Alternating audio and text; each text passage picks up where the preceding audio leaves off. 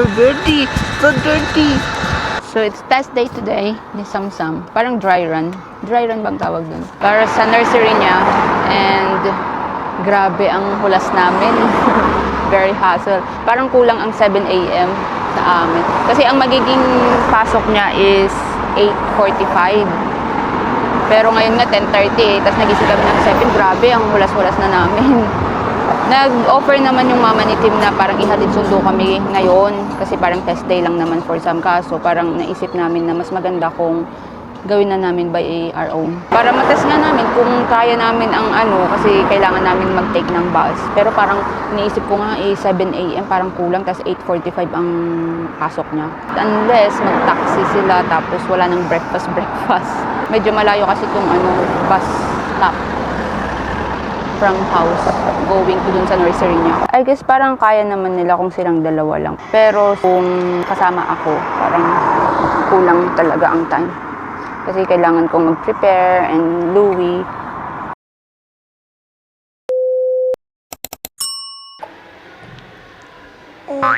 So tapos na yung test day ni Sam. Nandito kami ngayon sa Derpion. Nagkagatas si Louie. Grabe, talagang hulas-hulas kami kaninang umaga. So, hindi na ako nakapag-video din kasi bawal naman mag-video kasi nga puro bata yung mga nandun. Hindi ko alam, parang feeling ko bawal mag-video. Kaya hindi na rin ako nakapag-video. Tapos, yung na-book na test day ni Sam is just 1 hour. Pero parang we spent 2.5 hours doon kasi madaming mga information na kailangan ng malaman, mga tanong-tanong na mga ganun. And then, yun, gustong-gusto ni Sam. Tapos yun, gusto ni Sam, gusto niya kasi madaming laruan kasi nga nursery, more on playing naman sila, learning while playing. So, maganda naman siya. And halos ayaw na nga niyang umuwi eh. Halos ayaw niyang umalis. And then, yun. Na-realize ko lang na grabe ang hirap and sacrifice ni mama dati. Lalo sa mga nakababata kong kapatid kasi grabe yung paghahanda ng breakfast, pagising sa amin dati, tapos ihahanda pa niyo yung mga kailangan ni Papa. So, mas na-appreciate ko ngayon yung hirap at sacrifice ni mama dati. Ngayon na na-experience ko yung ganito. Nursery pa lang si Samsama, magda-nursery. And then, yun, parang grabe lang kasi you need to manage yung time. Tapos, kailangan mo mag-prepare. Sana kung sarili mo lang i-prepare mo, kundi the kids, yung food. Tapos meron ka pang kasama na imbis na matulungan ka, magtatanong din, where is may ganito, may ganyan, nasaan yung ganito ko, nasaan ganyan. So, yun, parang challenging. And saludo talaga ako sa mga nakasurvive, sa mga nanay na nasurvive yung mga ganun. So, yun. So, kahit naman ngayon, sa mga new mommies, new nanay, lalo sa mga talagang hectic ang schedule, tapos kailangan mo pang pumasok, as in, yung mga nag-working nanay, yung mga working nanay, yung mga nag-work na nanay. Grabe, saludo ako sa inyo. Kasi paano nyo na ma-manage yung ganito, ka-hectic na schedule, lalo sa mga may nursery, may primary, may mga estudyante, tapos may iniisip ka pang trabaho. So, saludo ako sa inyo.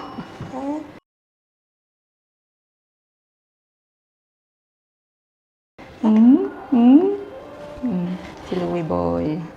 Parang mo nakikita siya sa camera. Louie.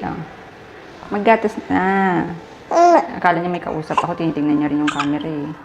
Sabi niya, nagkukuko. Na, maggatas na. So, yun lang.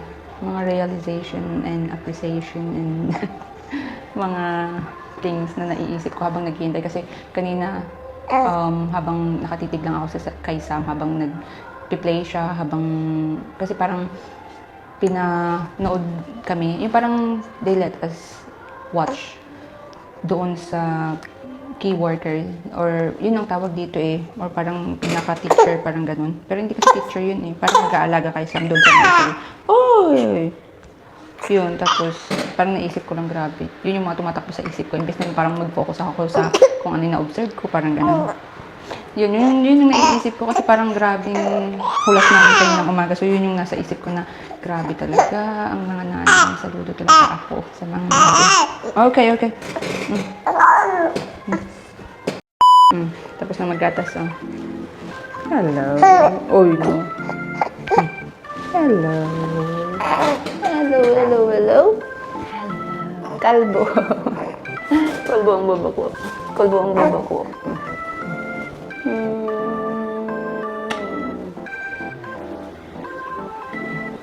Pares kami ng mata.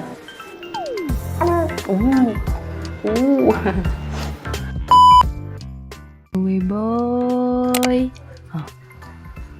Matulog ka na Tulog na ang dada, tulog na ang kuya. Ikaw na lang ang gising. Oh, kikipag-usap siya. Ano? Gusto mo gatas? Gatas na.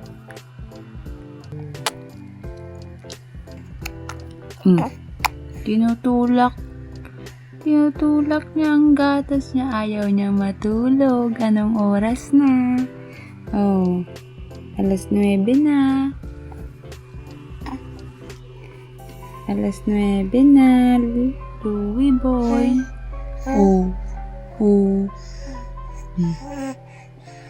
Patayin ko na ang ilaw. Pag pinatay ko ang ilaw, magrereklamo kayo. Ano?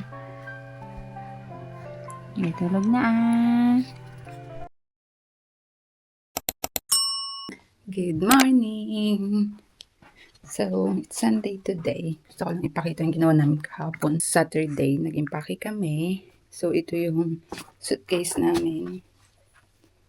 Suitcase and travel coat doon. Tapos, yung prom ni Louie, nag-loop ko na rin. Kasi today, hello! Nakatingin siya. Hello! So, kasi ang plan namin for the whole week, so, Wales kami for Sam's birthday. So, Monday to Friday.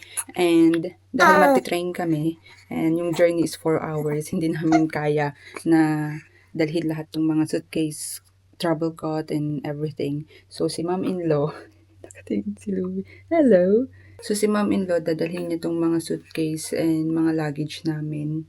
Isasabay nga sana kami ni mom-in-law ko, kaso with all of our luggage and suitcase and everything, hindi kasya sa sasakyan niya. Kaya yung luggage na lang namin ang dadalhin niya. Tapos mag-train na lang kami from here to Wales. Tapos yun. This will be Sam's birthday celebration.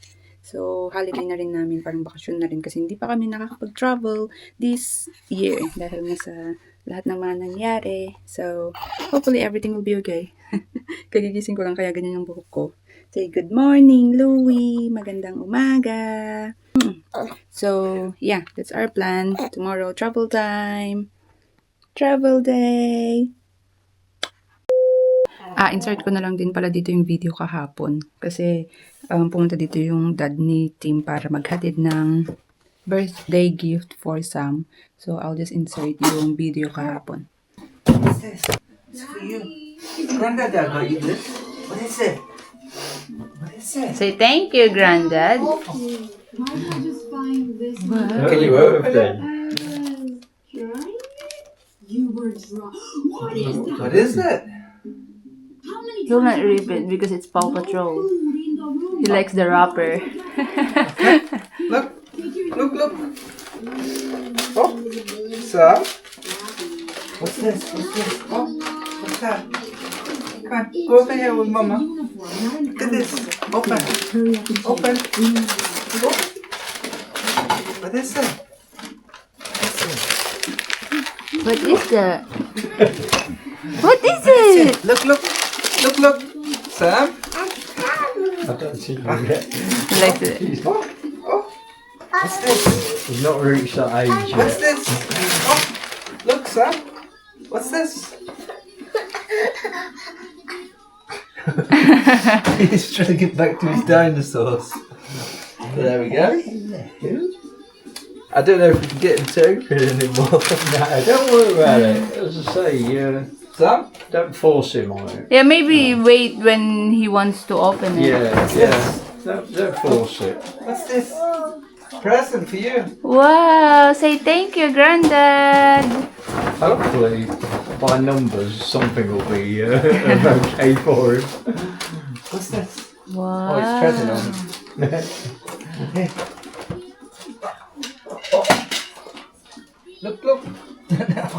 They're not Your present from Christmas, your Christmas present for him, the dinosaur, like the jigsaw dinosaur, is still there. We haven't opened it yet. He just like Because he's not he ready wants for- to yeah. like look A at lot it. of these, I don't think he'll be ready for, but when he is, he's got them, you know, sort of yeah. thing, you know. Thank They're you. between 2 to 3 years, Uh-huh. and I think they're expecting you to be able to kind of understand words and sort of, you know. It's open Oh, he's now. opening it. Open. What's this? Open.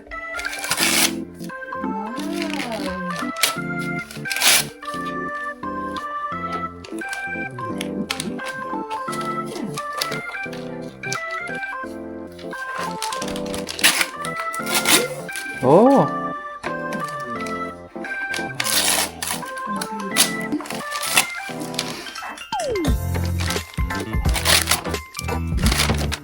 Wow. Look, look, look, look. Wow. You like it? Is it good?